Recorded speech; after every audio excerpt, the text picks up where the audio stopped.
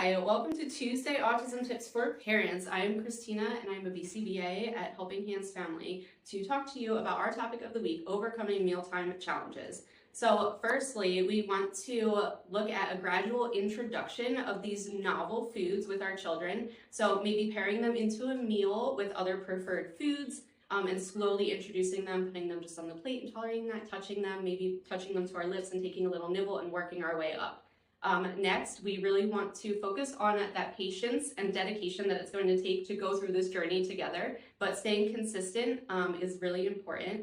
And, also problem solving with that and being patient. That maybe if they try apple slices and really don't like it, that you can look at an alternative. Maybe applesauce will be the key. Next, we want to make sure we have some highly valuable reinforcers ready so that we can have motivation and rewards for trying these new foods. And lastly, offering a choice. So having our children be able to choose between two new foods and giving them that comfort and that control over their choice in this journey. Hope this was helpful. Thank you for watching. See you next week.